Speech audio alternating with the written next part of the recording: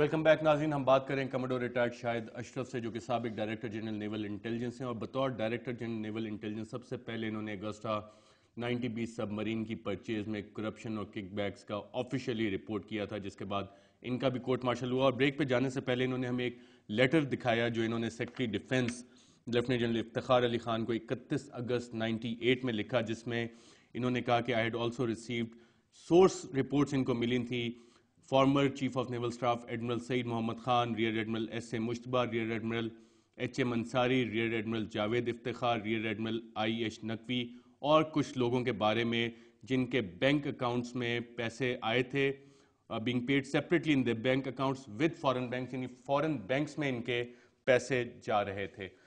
Commodore Shahid Ashraf साहब, 31 अगस्त का ये लेटर था आपका, इसके बाद आपके साथ क्या हुआ?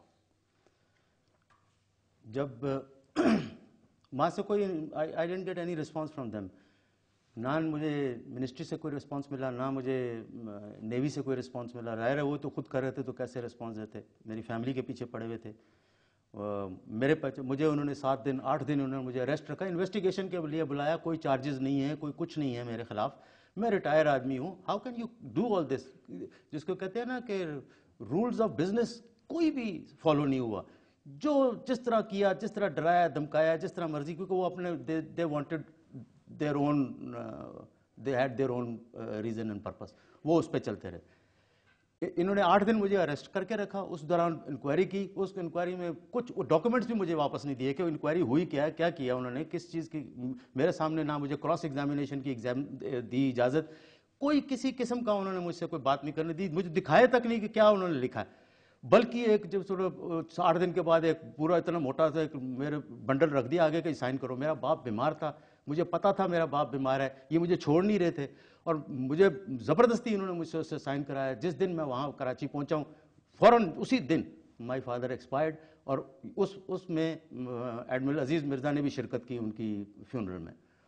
मैंने जब वापस आया तो मैंने बहुत सारे इनको लेटर बनाए कि मुझे जो डॉक्यूमेंट मेरे हैं, जो आपने इन्वेस्टिगेशन की, उसकी मुझे रिपोर्ट तो दे ताकि मुझे पता तो लगे क्या किया उन्होंने। और वो ये सारे कॉपियाँ हैं, इतने लेटर मैंने उनको लिखे हैं ऑन द सब्जेक्ट, ताकि मुझे पता तो लगे तो क्या चीज़ हुई हुई है। जनरल कोर्ट मार्शल का भी इसमें नहीं, वो मैं उस पर आता हूँ। ये वो कॉपियाँ हैं जो मैं मांगता रहा हूँ कॉपियाँ, और उन्होंने मुझे कोई कॉपी उन्होंने नहीं दी। How can I fight my case anywhere without the documents के, वो प्रूफ ही नहीं मेरे पास, कोई चीज़ ही नहीं है मेरे पास कि मुझे पता लगे कि किसने क्या शिकायत की है, क्या मेरे खिलाफ क्या चीज़ है।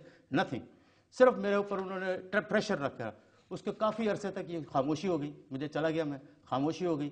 उसके बाद इन्होंने मिनिस्ट्री को लिखा कि जी उस दौरान में मुझे ये बुलाते रहे, बहुत जगह से मुझे मैसेज मिले। सीओ जफर ने मुझे मैसेज दिया, एक लॉ ब्रांच का बंदा था। सॉरी टू इंटरप्ट यू, आपने 18 दिसंबर 99 का जो लेटर है चीफ ऑफ नेवल स्टाफ को एड्रेस किया हुआ है, उसमें आपने लिखा है I had pointed out in my statement that the son of the legal adviser to CNS commodore H.A.M. Malik, retired Commodore Javed Malik, had also been paid kickbacks by Z.U. Alvi, PN, along with a number of other people also. बिल्कुल सही है, ये information थी, ये information दी गई उनको। उनको पूछगिछ भी नहीं हुई, उनको इंक्वायरी भी नहीं की गई।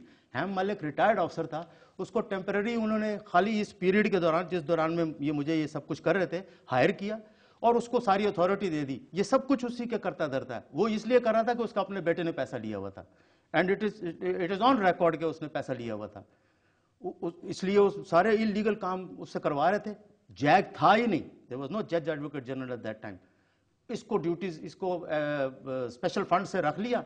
जब ये सारा हमारा खत्म हो गया, कोर्ट मार्शल तब खत्म हो गया, इसको फारिग कर दिया। वो सिर्फ उस पीरियड के लिए था, एक कवर अप थी। जब मुझे बहुत अरसे के बाद लेटर मिला तो मैंने देखा, जब मैं मांग रहा था कॉपियाँ, तो जब मैंने देखी हैं तो उसमें ये मुझे एक चीज़ मिली जिसमें मैंने लिखा कि जी ये तो लास्ट में मैंने लिख दिया था कि जी मैं बिल्कुल इनोसेंट हूँ, मेरा कोई इसलिए लेना देना नहीं है। और उसमें मैंने देखा कि नीचे लिखा हुआ कि इसको प्रोवाइड की गई थी, असिस्टेंस प्रोवाइड की थी कमोडोर KM सलीम, जो बाद में रेयर एडमिरल बने। मैंने उसके बाद उस KM सलीम के पास गया, मैंने कहा तुमने कोई इस किस्म की असिस्टेंस प्रोवाइड की गई, वो लेटर आपके पास है। उसने रिफ्यूज़ कर दिया कि मैंने कभी भी तुम्हारा कोई डिफेंडिंग ऑफिसर, कोई किसी किस्म का नहीं, मैंने तुम्हारे साथ कोई असिस्टेंस नहीं दी। आप उस लेटर को भी देख लें। फिर उसके आगे क्या हुआ? इन्होंने मिनिस्ट्री को बड़ी कोशिश, मुझे थ्रेट देते रहे, मुझे कहते रहे कि यार फैमिली को थ्रेट देते रहे, मुझे कहते रहे कि थ्रू कमांडिंग ऑफिसर। और अजीज़ मिर्ज़ा का तो मैंने आपको एडमिरल अजीज़ मिर्ज़ा का बता ही दिया हुआ है कि जी उन्होंने मुझे कमरे में बुला के ये कहा, एक मेरे इंटरमीडिएट को लिख के दिया उन्होंने कि अपने पैड के ऊपर कि जी इसका कुछ नहीं करेंगे, ये चीज़ कर दे, हम इसके खिलाफ कोई एक्शन नहीं लेंगे। और वो लेटर जो है अगर वापस दे दिया गया बाद में, उसने अपने इंटरेस्ट के उसमें अपने, I don't know why he give that letter back to him, मगर the letter was given back to him. अब इसी दौरान में उन्होंने मिनिस्ट्री को कहा कि इसको रिटायर कर दिया जाए। अजीज़ मिर्ज़ा साहब मुलाकात में आपको बता चुका हूँ कि सैफुर रहमान साहब उधर आते थे, ये वहाँ जाते थे, ये इतनी ज़्यादा कॉमन बात हो गई भी थी कि chief of army staff general Jehangir Karamat को पता चल गया उन दिनों में, जिसको आप कंफर्म भी कर सकते हैं। और उन्होंने मेरे इतला के मुताबिक उन्होंने एडमिरल फसी बुखारी जो उस वक्त नेवल चीफ थे उनको कहा भी कि ये सैफुर रहमान को यहाँ क्यों बुलवा रहे हो, सैफुर रहमान का क्या मकसद है नेवल हेडक्वार्टर में आने का, या अजीज़ मिर्ज़ा साहब का क्या मकसद है वहाँ जाने का। ऑब्वियसली दे वर इंटरेस्टेड कि जी इनको पकड़ लिया जाए, आसिफ जरदारी साहब को और उनको पकड़ेंगे तो उनका हल हो जाएगा। इसका फ़ायदा इन्होंने ये उठाया एडमिरल अजीज़ मिर्ज़ा ने कि वो 6 महीने पहले रिटायर करवा दिया एडमिरल फसी बुखारी को।